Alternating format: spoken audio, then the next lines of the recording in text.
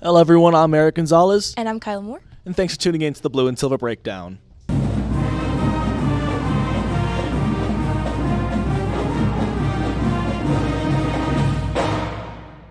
Okay, so this week was based off Crosstown. Both volleyball and football played today. Played for This week, played these this last few week. weeks. Volleyball did lose 2-0. So they were swept in both JV and varsity, but I don't think the score really reflected the actual play. Obviously, you see they lost 2-0, and it's a best of 3, but I don't think that accurately represents what I saw on the court. I was able to attend. First, I want to comment the atmosphere was very good. They do a lot of great things. Obviously, they have the gym going. They have the jumbotron on. They have the girls make a great atmosphere there for both the JV and varsity. A lot of parents attended. It was the cancer one. It was Spike Cancer. So both teams are in the same colors. It was a little confusing for me, but I got it eventually.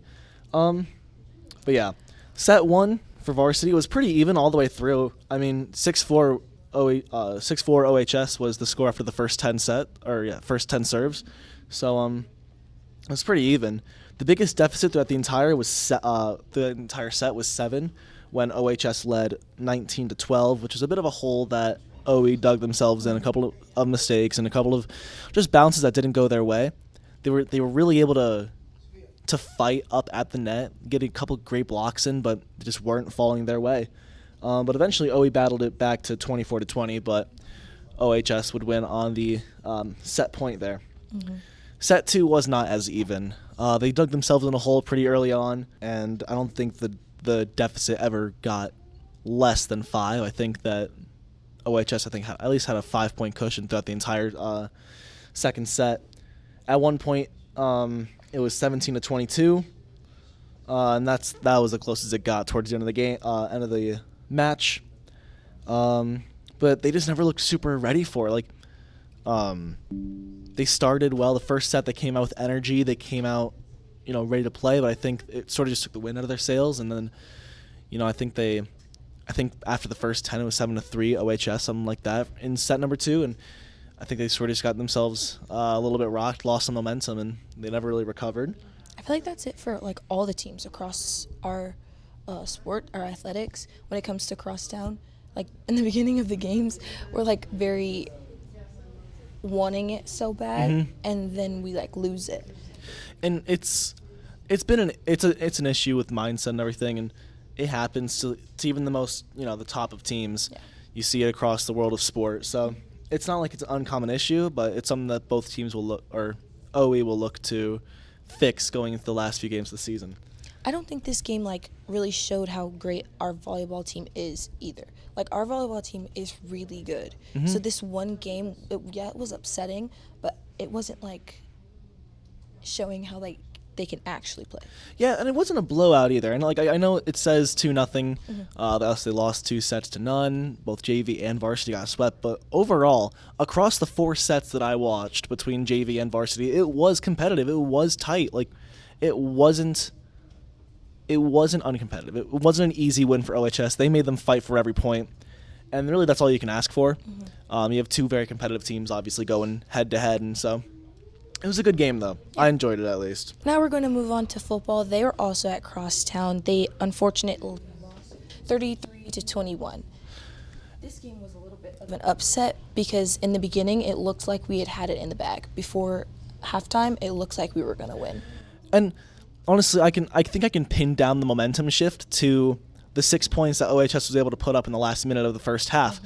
Mm-hmm. In the second quarter, this is after I think Oswego scored I want to say a field goal, but that might be incorrect.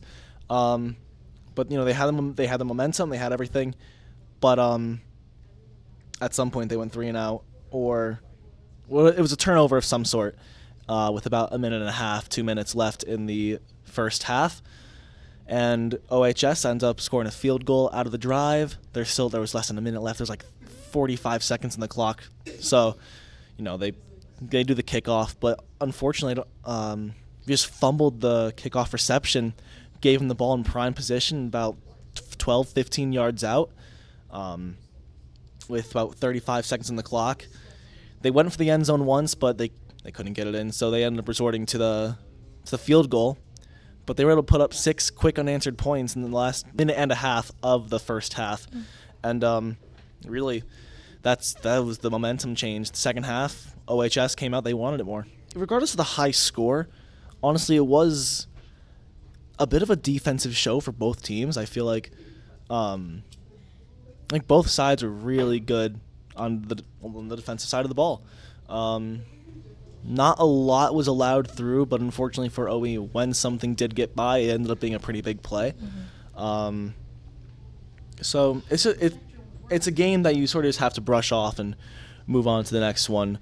Obviously, it sucks when it is to your crosstown rival. You do want to win that. There's a lot of bragging rights, a lot of talk going into the game from both teams.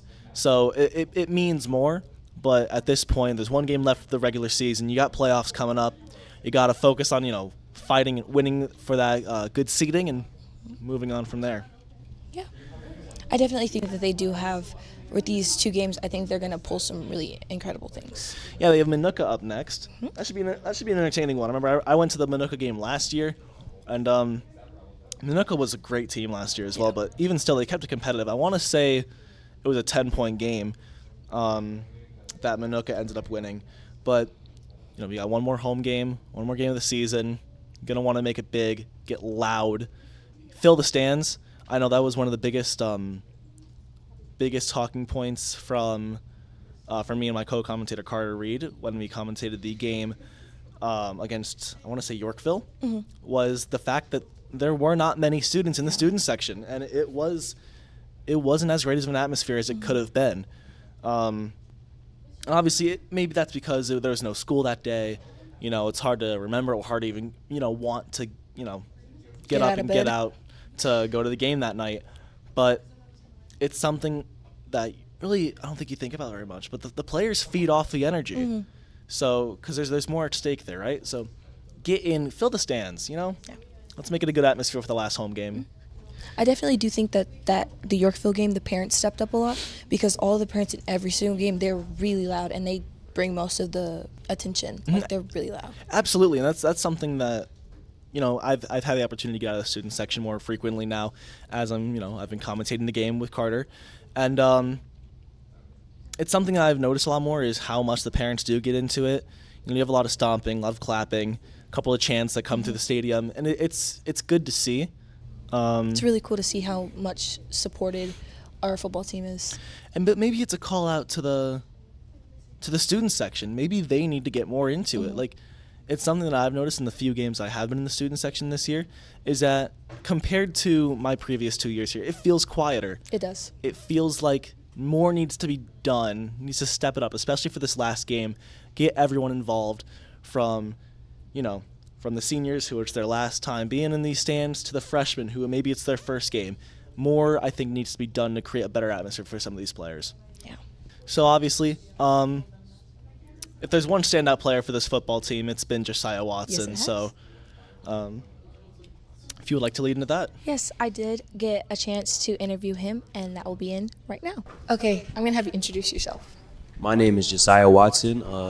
I'm 18 years old, and I play for the Oswego East Wolves. Cool. Okay, so what was the biggest challenge that you guys had to face going into the crosstown game, and how did you face it? Our biggest challenge was focus.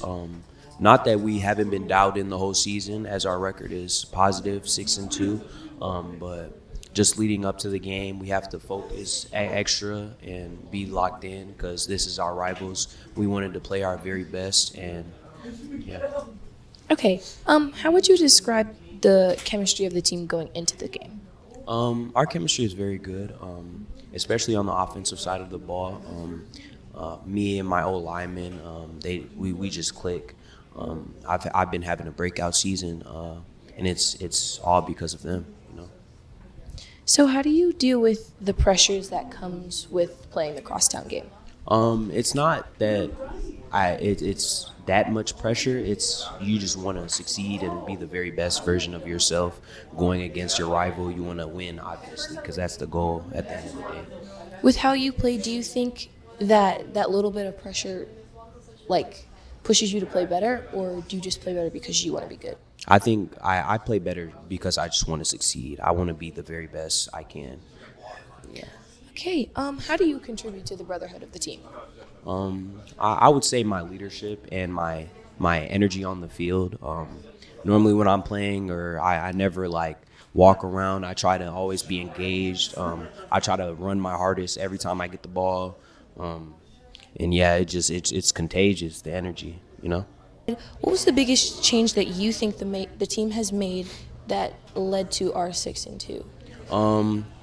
Focus. A lot of the times we would have guys joking around or goofing off. This year there's not a lot of that. It's more of we're more of a team, like focused together. Like we stay together, we work together, we watch film together, and we're just one team. You know. Okay, what do you think one change was this season that led to you running the ball so much? Pretty much our old line coach. We got a new he's a Hall of Fame coach, Coach Parpet. I'm sure you've met him. He's a great guy. He really got the O line working. He even got me working with them. So our blocking is just on point. You know. Okay, what do you think happened during the second half of the game? I wouldn't say there was some things there was a lot of things that led up to it. People could say the refs were a little off, but at the end of the day, we just weren't executing to our very best, you know. Okay, we haven't won a crosstown game since our freshman year. What do you think needs to change so that we can win future crosstowns? I think effort.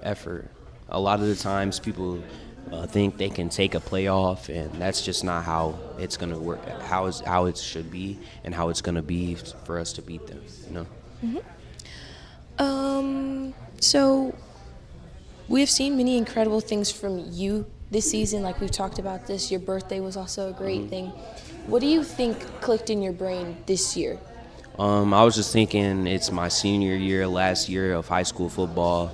Like a lot of guys say, there's nothing like high school football, and I just wanted to go out with a bang, and yeah.